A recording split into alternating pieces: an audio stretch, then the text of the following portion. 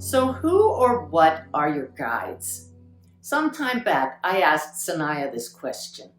Their response was that some of the guides have lived human lives, while others have never incarnated in a physical body. Here's what they said exactly. We think of ourselves as twinkling lights.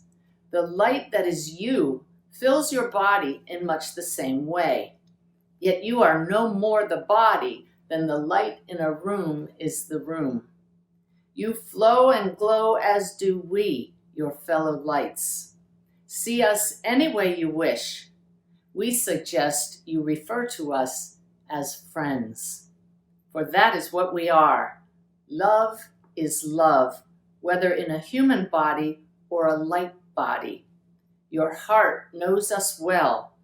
Go there to connect with your unseen friends, and you will see us in a wholly new way.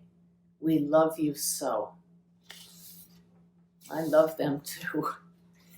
If you're new to spirit guides, you might wonder how you can trust the guidance you receive from your team with a capital T. Here's what Sanaya says about that. Where do you meet your guides and your higher self? In the heart, not in the head.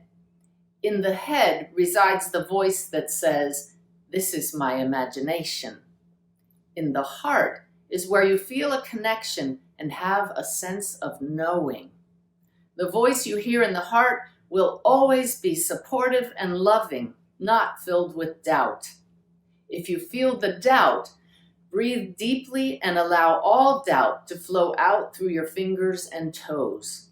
Return your awareness to the heart with the clear intention of reconnecting to your source.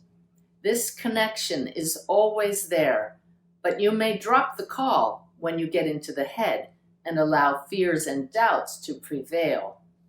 Peace resides in the heart, right next to knowing.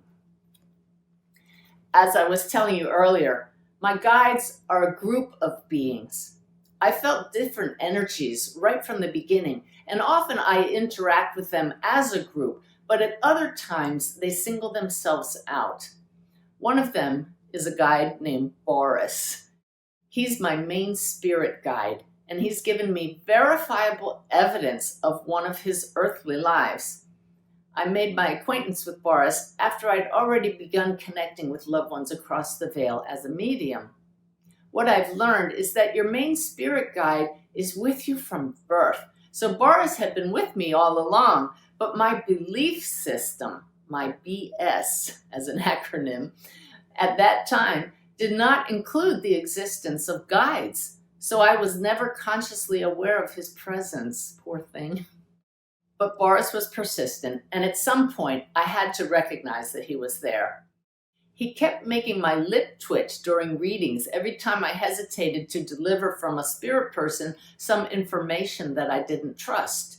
This got my attention because, try as I might, I couldn't create this strange tick at will. Soon the twitch was accompanied by unspoken words such as, "Say it," and I began to act on that guidance. Every time I did so, my readings turned out to be far more accurate and healing. So it's highly likely that your guides are trying to get your attention as well. You may or may not get a physical sign of their presence like I do, but your guides also use your intuition as a way of nudging you.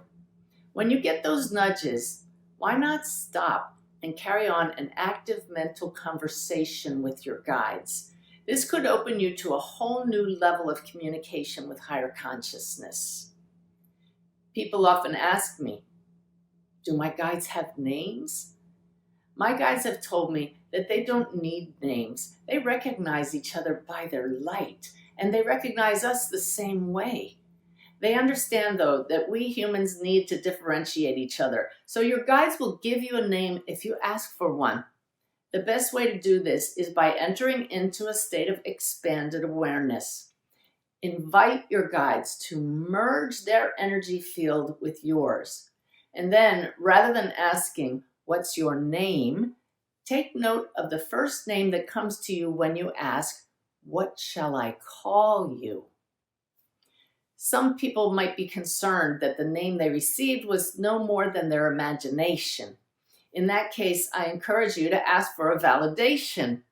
Silently state, if this is the name you want me to call you, then I would like a sign of some kind in the next week referencing that name. Then thank your guide, return to full waking consciousness. You don't need to actively look for this name. Your guides are going to make sure you see it. They've likely chosen it knowing you're going to encounter that name sometime shortly. So just remain alert, and in most cases, the name will pop up in some magical way within the next 7 days. Even if your guides give you a simple name like Boris, smile and be grateful. Trust that they know what they're doing.